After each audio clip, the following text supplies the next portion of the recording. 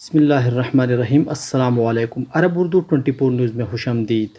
سعودی محکمہ پاسپورٹ نے سعودی عرب آنے والے مسافروں کے لیے ایک لنک جاری کیا ہے جس کے ذریعے ویکسین کا اندراج کرایا جا سکے گا۔ سعودی محکمہ پاسپورٹ نے بیرون مملکت سے آنے والے ویکسین لگوانے والے اور ویکسین نہ لگوانے والے تمام غیر ملکی کو ہدایت کی ہے کہ وہ سعودی عرب پہنچنے سے قبل لنک کے ذریعے ویکسین کا اندراج آن لائن ضرور کرا لے۔ سرکاری خبر رساں ایجنسی SPA کے مطابق محکمہ پاسپورٹ نے بیان میں کہا کہ ویکسین کے آن لائن اندراج کی بدولت ان کی امیگریشن کارروائی جلد مکمل ہو جائے گی اور انہیں ایئرپورٹ یا بری سرحدی چوکی یا بندرگاہ پر طویل انتظار کی زحمت نہیں کرنا پڑے گی۔ محکمہ جوازات کا کہنا ہے کہ کورونا ویکسین کا آن لائن اندراج GCC ممالک کے شہریوں، مختلف قسم کے نئے ویزا ہولڈرز، مقیم غیر ملکیوں، ان کے اہل و عیال سب کے لیے ہے۔ اندراج انہیں بھی کرانا ہوگا جو ویکسین لگوا چکے ہو اور ان لوگوں کو بھی جنہوں نے ویکسین نہ لگوائی۔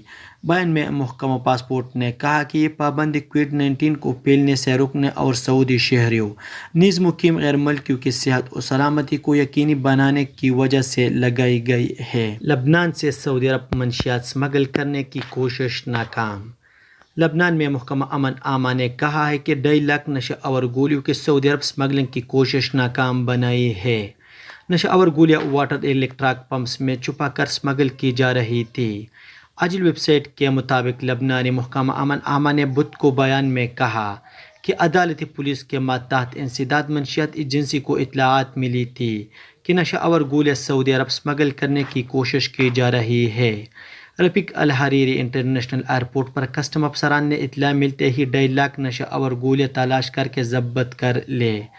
محکمہ امن عامہ نے بتایا کہ کارگو کی کارروائی جعلی شناختی کارڈ کے ذریعے کی گئی تھی، تاہم اس میں ملوث 3 اہم ملزمان کی شناخت ہو گئی ہے۔ لبنانی محکمہ امن عامہ نے بتایا کہ تینوں ملزمان نے حراست میں لے جانے کے بعد اعتراف کیا کہ وہ منشیات کی سمگلنگ کا نیٹ ورک چلا رہے تھے۔ جدہ میونسپلٹی نے کورونا SOPs کے خلاف ورزیوں پر مزید 25 تجارتی ادارے سیل کی ہے۔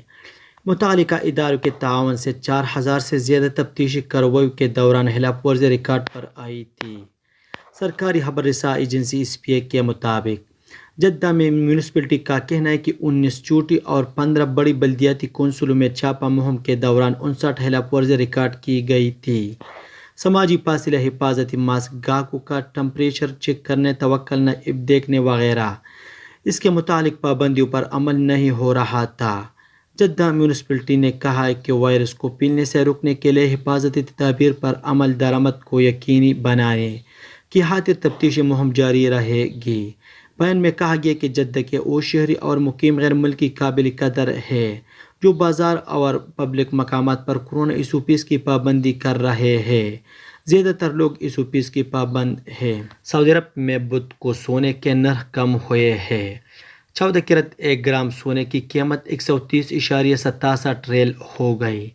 اجل ویب سائٹ کے مطابق 24 کیرٹ 1 گرام سونے کی قیمت بدھ کو 224.1 ریال میں فروخت ہوتا رہا، جبکہ مملکت میں سب سے زیادہ طلب کیا جانے والا 21 کیرٹ 1 گرام سونا 196.1 ریال میں دستیاب رہا۔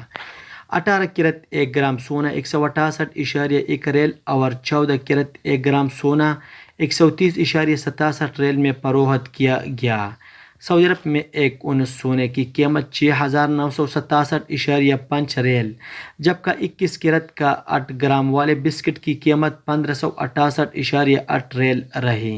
سعودی عرب میں موسمیات کے قومی مرکز نے جمعرات 17 جون سے متعلق موسمی تبدیلیوں کے حوالے سے پیشگوئی جاری کی ہے۔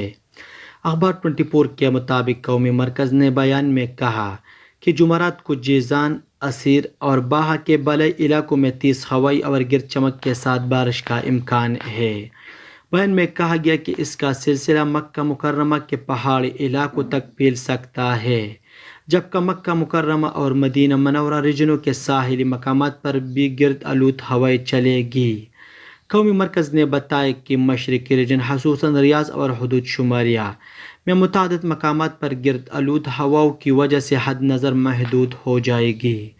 مملکت میں سب سے زیادہ درجہ حرارت 45 سینٹی گریڈ دمام میں ہوگا اور سب سے کم درجہ حرارت 16 سینٹی گریڈ السودہ اور الگریات میں ہوگا۔ یہ تھا آج کا چند نیوز۔ السلام علیکم۔